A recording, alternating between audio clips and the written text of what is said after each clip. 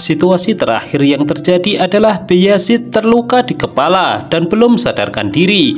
Hal itu membuat Sultan sangat marah sekaligus frustasi.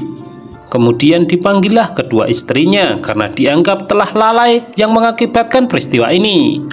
Seketika itu juga Sultan mencabut kekuasaan dan membebas tugaskan keduanya dari urusan harem, lalu menunjuk Marahatun sebagai penggantinya. Di sisi lain, sesudah terusir dari Galata karena memilih memihak Turki, Giustiniani bersumpah kepada dirinya sendiri akan datang kembali untuk membalas dendam. Sementara itu, Anna mencoba menghibur Theodor yang baru saja kehilangan bayinya dan sedang menimbang siapa yang harus bertanggung jawab. Namun dari sisi suaminya, ia jelas menyalahkan Sultan Mehmed sehingga ia merapat kepada Konstantinos. Hamzah dan Balibe melapor kepada Zahanos bahwa penggerbekan Demetrios gagal. Spontan Zahanos senang sebab ia tidak melanggar perintah Sultan. Namun berita buruk juga dilaporkan di mana bayi Demetrios tewas dalam penggerbekan itu. Hal itu membuat Zahanos marah. Di tempat lain, Sulaiman Pasha merasa berhutang nyawa pada Candarli. Itulah kenapa keduanya tampak mesra dan lebih santai untuk melangkah selanjutnya. Sedangkan di Konstantinopel, Konstantinos belum putus asa ketika mendengar bahwa konsul merapat kepada Sultan Mehmed. Dia lantas memerintahkan Minoto untuk membujuknya sekali lagi. Kurjudohan kembali ke istana dan melaporkan keberhasilannya melindungi konsul dari tekanan Bizantium. Hal itu kemudian menimbulkan pertanyaan Sultan kepada Hamzah, kenapa tidak membantu? Hamzah terpaksa mengaku jika mendapatkan tugas khusus dari Zahanos untuk membunuh Demetrios. Mendengar hal itu, Sultan sontak marah, terlebih mendengar bahwa penggerbekan itu menelan korban bayi Demetrios. Di situ Sultan menegaskan lagi bahwa Demetrios adalah korban seperti mereka yang tertipu oleh Konstantinos. Sementara itu Bahar Hatun kesal ketika dilarang menjenguk putranya sendiri. Sampai-sampai Marahatun turun tangan untuk menenangkannya, sebab ini perintah Sultan. Keduanya lantas bercekcok mulut untuk mempertahankan argumen masing-masing. Murka Sultan mengakibatkan Zahanos dibebas tugaskan sebagai wazir agung. Untuk itu stempel kerajaan dipaksa untuk dikembalikan. Zahanos masih merasa beruntung karena terhindar dari hukuman. Kembali ke harem, hal yang sama menimpa Gulsah Hatun yang dilarang menyusui bayinya. Bahkan Sultan telah menunjuk seorang wanita sebagai ibu persusuan. Tentunya Gulsah Hatun protes karena belum mengenal wanita itu, namun ia tetap saja tidak berdaya. Ketika Minoto sedang bertengkar dengan putrinya mengenai pengkhianatan mereka, Notaras mendengar dan menggerebek mereka. Alhasil, Nadia terpaksa harus berkata jujur agar tidak dilaporkan kepada Konstantinos. Meskipun begitu, itu artinya kartu mereka telah dipegang oleh Notaras. Sewaktu-waktu bisa ia gunakan. Dan untuk saat ini, Notaras belum meminta imbalan apapun. Itu seperti mempermainkan mereka. Di tempat berbeda, Konsul Lomino memerintahkan prajuritnya memperketat penjagaan. Zahanos berbincang-bincang dengan Balibe bahwa Sultan pilih kasih, sementara Candarli tidak pernah dihukum atas pengkhianatannya. Pada saat yang sama, Sultan mengadakan pertemuan antar dewan yang membicarakan mengenai uji coba senjata untuk pengepungan laut. Sedangkan di tempat berbeda, Ismail mengumpulkan para Sanjak-bey dengan tujuan menolak melanjutkan pengepungan dan penaklukan yang ia anggap tidak realistis.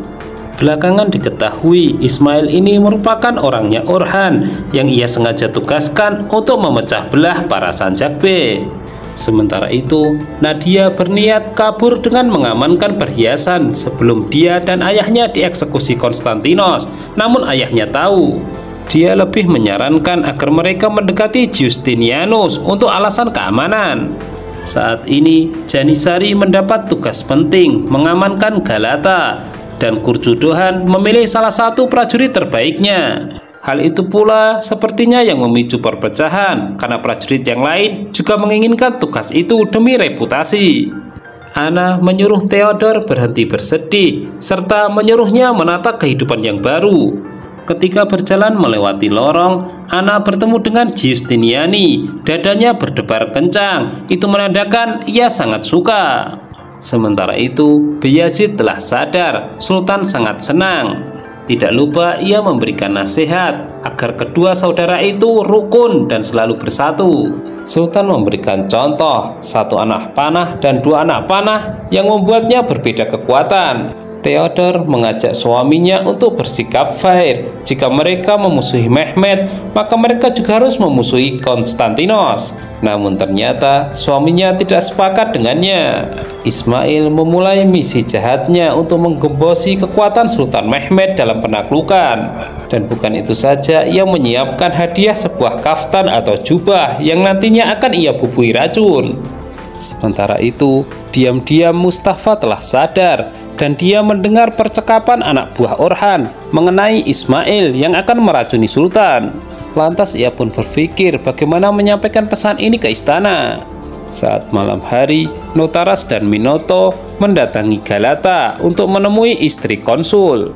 Dan belakangan kita diperlihatkan bahwa tujuan mereka adalah menculik istri dan anak dari konsul. Di Konstantinopel, Kaisar Konstantinos menginterogasi Lorenzo mengenai Giustiniani. Namun di samping itu, Kaisar juga menghendaki Demetrios segera bergabung dengannya. Kebetulan orang yang dimaksud datang dan meminta izin untuk mengembalikan istrinya ke Mora terlebih dahulu. Hanya saja Demetrios terlalu jujur mengaku bahwa istrinya tidak setuju jika dirinya bergabung dengannya. Gulsahatun memohon kepada Sultan Mehmed agar diizinkan menyusui putranya. Namun Sultan menegaskan bahwa keputusan ini sekaligus merupakan hukuman bagi yang lalai. Nadia mulai mendekati Giustiniani dan mengajaknya bertemu lain waktu. Sedangkan dari kejauhan terlihat Anna memperhatikan mereka dan terlihat cemburu. Dalam celotehannya ia menyadari siapa yang akan menjadi saingannya kini.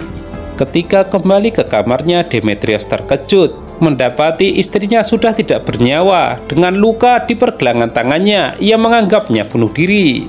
Padahal belakangan diperlihatkan bahwa pelakunya adalah Konstantinos. Dia hanya ingin membakar api balas dendam Demetrios agar segera mau bergabung dengannya. Sultan Mehmed berkonsultasi dengan Ali B mengenai persatuan para Sanjak B. Namun informasi itu belum jelas hingga detik ini mengenai motivasinya. Sementara itu, Mustafa terpaksa menemui pendeta mata-mata memberitahukan bahwa Sultan dalam bahaya. Berhubung keduanya tidak bisa keluar dari istana, Mustafa memerintahkannya menemui mata-mata yang lain yang bernama Arthur di penginapan. Saat ini, para Sanjak B dijamu oleh Ishak di perkampungan tenda. Zahanos ikut memeriksa, namun ia bertemu dengan Ismail yang mempersiapkan hadiah jubah untuk Sultan. Tanpa menaruh curiga, ia pun ikut membantu agar hadiah itu segera diamankan. Kembali ke Konstantinopel, kita diperlihatkan dengan sepasang anak kecil spesialis pencuri. Setelah ia berhasil mencuri emas dari seseorang, ia kemudian mengelabui Anna dan mengambil gelangnya. Namun dalam hitungan detik, Giustiniani berhasil membawa kedua pencuri tersebut. Hal itu membuat Anna merasa berhutang budi kepada komandan itu. Sultan bersama Candarli sedang dalam perjalanan untuk menemui para Sanjak B. Mereka pun sempat berbincang-bincang mengenai peran mereka dalam penaklukan. Saat ini Sulaiman Pasha sangat senang dipercaya lagi dalam penaklukan bersama Tuan Urban dan Saruca. Namun bagi Tuan Urban dan Sulaiman Pasha ternyata ada kemiripan, mereka ingin balas dendam. Wajah Anna berseri-seri setelah bertemu dengan Giustiniani. Namun berita dari Maria mengejutkannya bahwa Theodor ditemukan bunuh diri di kamarnya. Notaras mengunjungi konsul lalu memperlihatkan perhiasan anaknya. Tentu hal itu sudah cukup bagi Notaras untuk membuat konsul tunduk di kakinya. Sementara itu, para prajurit Janisari yang menjaga Galata merasa prihatin dengan seorang gembel. Mereka kemudian menolongnya tanpa tahu bahwa dia merupakan mata-mata.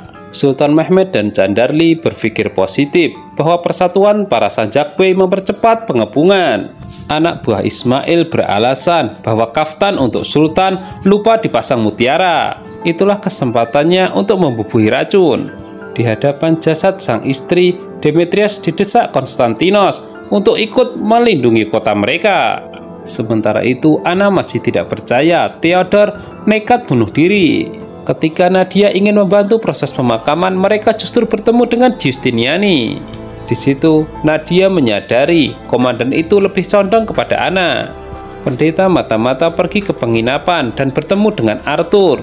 Namun tiada yang menyadari bahwa mereka diawasi oleh Lorenzo. Sesuai perintah Sultan, Ali B menjemput Akshemetin untuk menengahi para sanjak B. Dan kehadiran ulama itu membuat Ismail ketar-ketir. Alasannya tentu jelas, siapapun pasti tidak akan tenang menghadapi ulama besar ketika di dalam dirinya terdapat sifat munafik. Ketika dikumpulkan Kaisar, Justiniani terlihat berdebat dengan Notaras mengenai cara membujuk konsul. Namun Kaisar akhirnya memutuskan memerintahkan Justiniani datang ke Galata dengan membawa pasukan. Sementara itu, dua mata-mata Sultan Mehmed tewas di tangan Lorenzo. Dan itu artinya tidak ada yang menyampaikan mengenai mara bahaya yang menghampiri Sultan. Di pertemuan, mula-mula Sultan membagikan makanan agar terkesan santai. Namun di waktu yang sama, Sultan juga mendesak Ismail mengutarakan pendapatnya, di mana dia dan para sanjak B yang lainnya menghendaki penaklukan dihentikan. Alasannya selama ini tidak pernah berhasil, seperti semacam kutukan. Justiniani berkesempatan pergi bersama Demetrios. Ia jadi tahu kehidupan aslinya. Kilas balik memperlihatkan Justiniani sengaja mempersilahkan Lorenzo mendekati Konstantinos. Hal itulah yang kemudian membuatnya tahu perbuatan kotor Konstantinos, dari memotong salah satu tangannya hingga membunuh Theodor. Sementara itu Ismail semakin lancang menyebut Sultan Murad perbuatannya juga sia-sia. Akshemetin kemudian terpanggil untuk menasihatinya bahwa di dunia Islam tidak ada mengenal kutukan. Jadi siapapun yang terus berusaha, jika Allah menghendaki ia akan sampai tujuan. Setelah nasihat itu, para sanjak B pun berbalik untuk mendukung penaklukan Sultan Mehmed. Saat itulah Sultan kemudian berpidato menegaskan agar semua tidak ragu, mereka pasti menang. Dan pertemuan pun ditutup dengan penyerahan hadiah dari para sanjak B, termasuk Ismail. Di Galata, para pasukan Janisari kena prank. Ketika kapal-kapal akan berlabuh di dermaga, ternyata pasukan Justiniani melewati pintu belakang. Akibat pengalihan ini membuat mereka tidak siap. Justiniani dan Demetrios berhasil membobol pertahanan dan menghabisi seluruh pasukan. Ditambah lagi Gembel yang pernah ditolong ternyata membunuh pimpinan Janisari dari belakang. Ismail mengatakan kaftan yang ia bawa berasal dari Persia, jadi akan menjadi kehormatan apabila Sultan memakainya saat ini juga. Justiniani mengatakan kepada konsul ia telah menepati janjinya datang kembali dengan kemenangan. Namun sebenarnya ia tidak tahu apa yang direncanakan Notaras. Ketika Sultan hampir saja memakai jubah pemberian Ismail, Zahanos muncul. Sebuah kilas balik memperlihatkan bahwa Bali B mengenali siapa Ismail ini dan ayahnya yang merupakan pengkhianat. Saat itulah Zahanos mulai memikirkan untuk mengawasi orang itu. Botol racun dan saksi sudah ia pegang. Ia juga menjelaskan bahwa Ismail merupakan orang suruhan Orhan. Setelah penyamarannya terbongkar, Ismail mencoba menyerang Sultan namun dihentikan oleh Ali B. Ketika Sulaiman Pasha dan yang lainnya sudah siap mencoba amunisi menghancurkan tembok Konstantinopel, tiba-tiba berita buruk datang. Galata jatuh ke tangan Bizantium. Di hadapan Sultan Mehmed, Ismail hanya mengakui Orhan sebagai pewaris tahta yang sah. Hal itu tentu saja memancing emosi Sultan. Alhasil di akhir episode ini kita diperlihatkan Sultan memenggal kepala Ismail sebagai seorang pengkhianat.